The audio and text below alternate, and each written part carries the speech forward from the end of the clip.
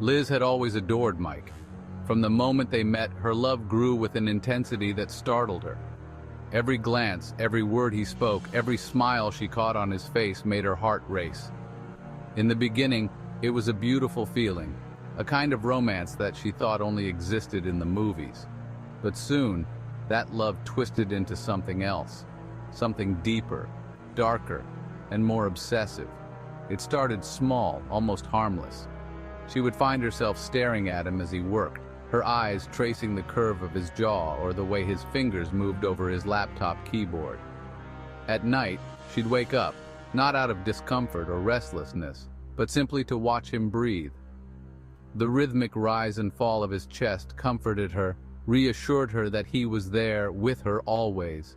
It was innocent at first, but as time passed, Liz couldn't stop watching. It became her every waking thought, an itch in her brain that she couldn't scratch. She didn't want to lose a single second of him. Every moment of his life became hers to observe, catalog, consume. Mike began to notice. At first he brushed it off. He was married to Liz after all. Couples do weird things sometimes. But then her presence began to feel smothering. He would wake up to find her sitting at the foot of the bed, staring at him, unblinking. She started taking days off work to be home with him. He would come out of the shower and she would be standing in the doorway, eyes wide, fingers tapping against her thigh. When he asked her about it, she laughed it off, said she just couldn't get enough of him. She was always there, watching. Days turned into weeks, and Liz's obsession deepened. She followed Mike to work, sitting across the street in her car, her eyes glued to the office windows. She knew the exact time he went for lunch, the minute he left for meetings, and when he was back at his desk. Her love had transformed into a grotesque kind of surveillance, and no matter how much she tried to justify it in her mind, she knew something was wrong. But the thought of stopping filled her with panic. What if he left? What if he disappeared from her life? Mike couldn't handle it anymore. Her gaze was everywhere. It felt like spiders crawling across his skin, eyes boring into his back. He couldn't focus, couldn't sleep. Every time he opened his eyes, there she was, staring, always watching, never speaking. The house felt smaller, claustrophobic. He started spending more time at work just to escape her gaze. But Liz was relentless. One night, after weeks of enduring her creepy, unyielding attention, Mike snapped. Liz had been sitting in the corner of the room for hours, her face expressionless but her eyes alive with intensity. He asked her, begged her to stop, to give him some space. She just smiled, that sick, saccharine smile that made his stomach turn, and said, "I just love you, Mike. I can't look away." That night, something inside Mike broke. Exhausted, mentally frayed, he went to bed, his mind swirling in a fog of resentment, fear, and anger. As he slept, he began to dream. Vivid, violent dreams of Liz, her eyes wide and blank, her body limp in his arms. In the dream, he watched his hands wrap around her throat, watched as her breath left her body. When he woke, it was no dream. His hands were cold, his knuckles bruised. And there, lying in the bed next to him, was Liz, her face pale, eyes wide open but lifeless, her mouth twisted in a silent scream. Panic surged through Mike. He had no memory of what happened, no idea how he had killed her, but the evidence was undeniable. His wife was dead, and her body lay cold beside him. He had sleepwalked through the murder, his subconscious doing what his waking mind couldn't fathom.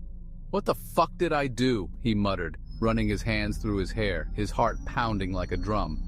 Then came the footsteps, heavy, deliberate. His father walked into the room, his face a mask of grim determination. Mike's father had always been a rough man, someone who dealt with problems swiftly, efficiently, no matter how grisly. "Well, son," his father said with a sigh, looking at Liz's body, "looks like you've gone and done it again." "Again?" Mike stammered, his stomach churning. "What do you mean, again?" His father didn't answer.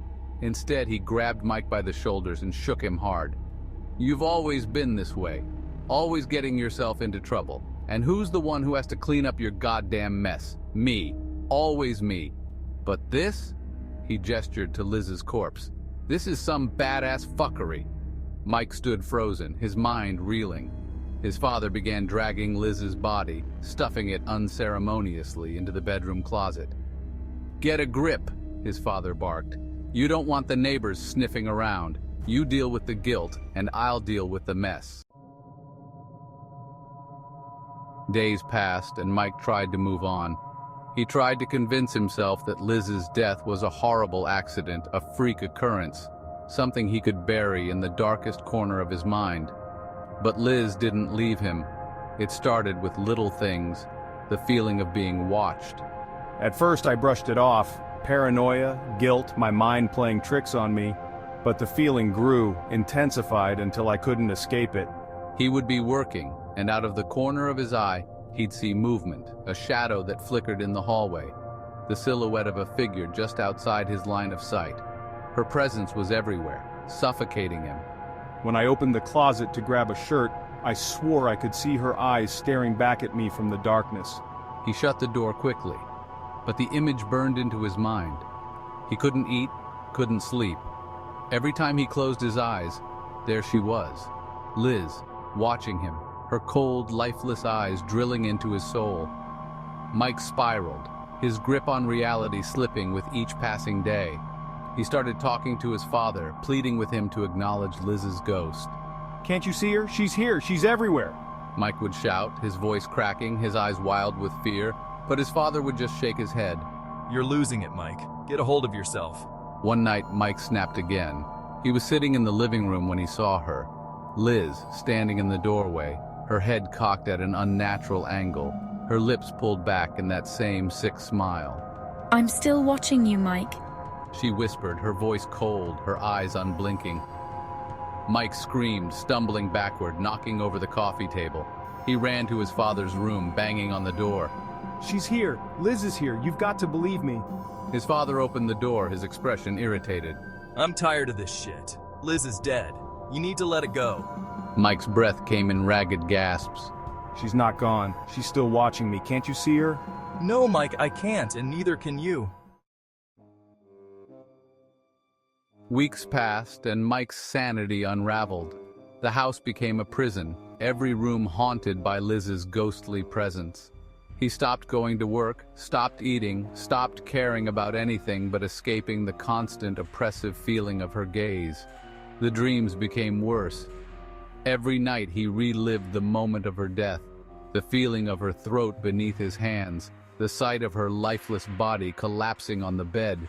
And when he woke, she was there, standing at the foot of the bed, her eyes fixed on him, accusing him without words. Desperate, Mike confronted his father one last time. You have to help me. I can't take it anymore. She's always there. She never stops watching. His father sighed, the weariness of years of cleaning up after his son evident in his eyes. I told you, Mike. You have to let it go. She's not here. But Mike couldn't let it go.